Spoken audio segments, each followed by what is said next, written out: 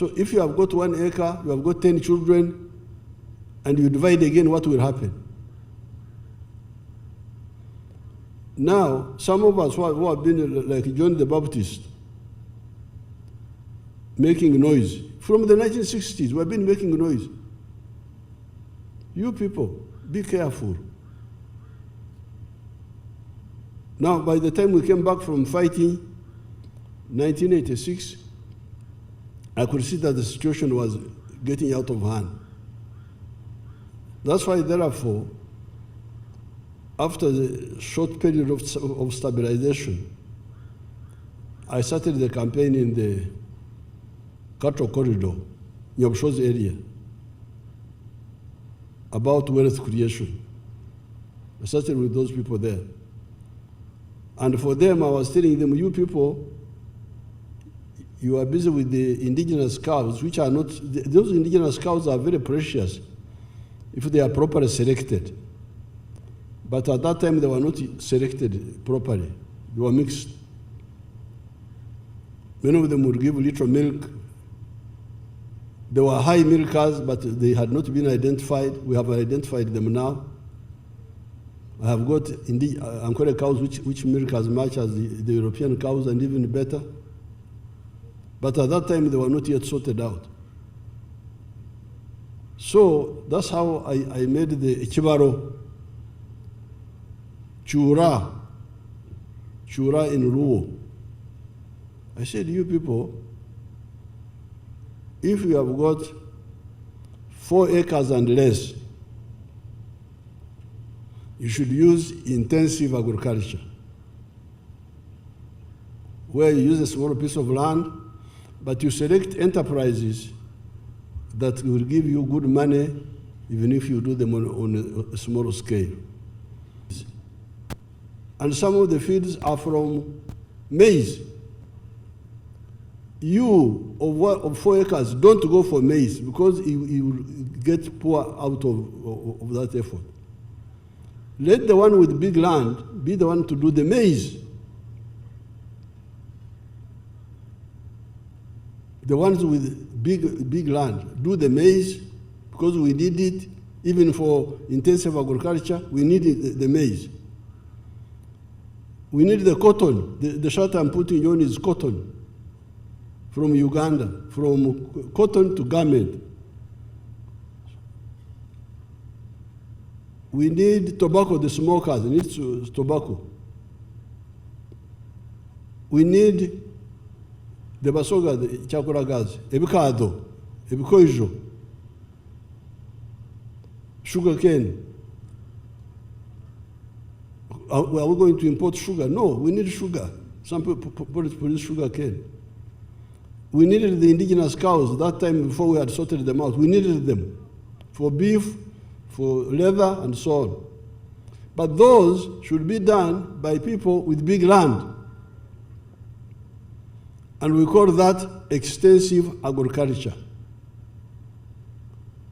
Now, when I went to Ajumani, Moses Ali's people told me that from 1 acre of cotton, you get 1 million a year. Now, if you have got only 2 acres, or 1 acre like Chakuraga, or like the Bachiga in the Vitereko now, how will you get out of poverty? If you grow cotton and you get 1 million shillings a year, including costs, how will you get out of poverty? It's blindness. You can see people blind during the day. This is what I really find difficult to accept. But we need cotton, and cotton is profitable, but you need to do it on a big scale. 1 million per acre. 10 acres, 10 million. 100 acres, 100 million. 1,000 acres, 1 billion. I can actually get 1 billion from cotton. But I need to do it on a big scale. Tea was among the extensive agriculture crops. And when I went to Kabale, I begged his lordship, Bishop Karisto Rubaramira, said, please, abanako banje, beho muri cyayi. So from the beginning, tea should have been grown by the medium or large scale people, not smaller ones. I don't know whether that is the case now, you will tell me. But now, we have another issue of business which is very clear. And if you read my documents, I am always very careful the 7 things that I recommended were all, I had studied them. Coffee had a global demand, big demand. About 10 years, 20 years ago, it was about 118 million tons demand globally, I think. It's now 160 million tons. The demand of coffee has been growing. That's why I recommended it.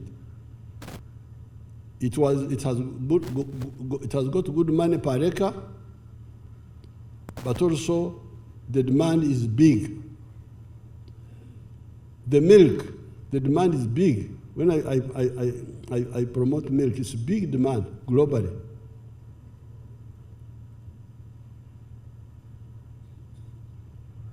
Fruits, the global demand is big. Internal demand is there. There's regional demand, but there's also international demand. Fish, the same. All these products among my 7, they are all in big demand internally, regionally, and internationally. So the risks of Okuduba, that things have no market, or the price collapses completely, are much fewer. But of course, business is about the demand and supply. If supply exceeds the demand, price will go down. But in some crops, it's worse than in others. So therefore, what happened to tea is that, first of all, global demand for tea, I have it here.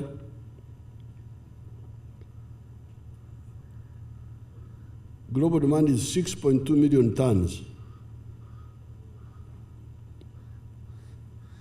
The production of tea now is 6.6 million tons. So the production is bigger now than demand. Minister of Agriculture, with guidance from Cabinet, we said we can no longer have a crop policy specific.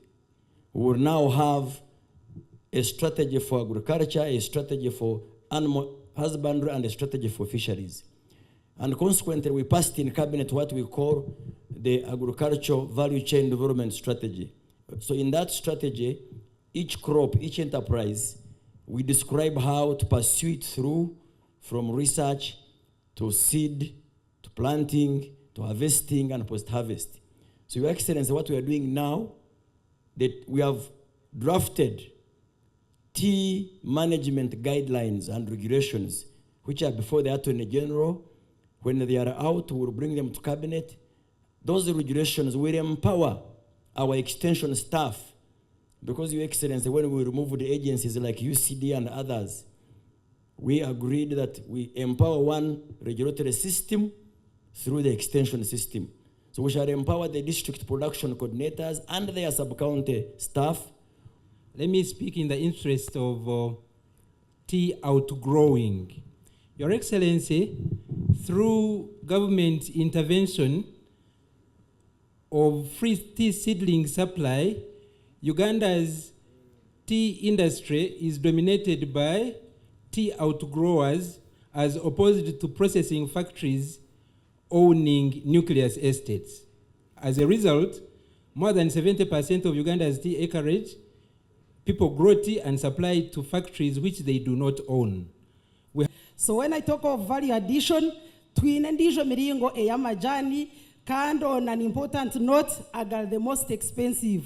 For example, twine green teas, twine white teas, twine black teas, twine yellow teas, and zona eskurgo majani gitu aga kaneria sinesi sagut kinga Uganda. Abahinja bajyaha bukora na nature mwachumanyire kandi mze inchiruza nshoborre tinkugamba nk'ekigambo we have already done it practically. Ekemwe no shoroma mu kilograms 5 za white tea. Kiremwe ya white tea negura shiringi 240. Ningamba ekinakozireho nyinawo kumpero bujuruzi amajana go twagagurizi. The tea we are exporting is actually raw processed. This lady, what she's talking about, there are even medicines in tea. So there is more to eat than just drinking, and more to eat than what we are exporting in bulk. We can do more, and we have capacity to do more. Secondly, Your Excellency, the issue is quality, number one. The quality of the tea.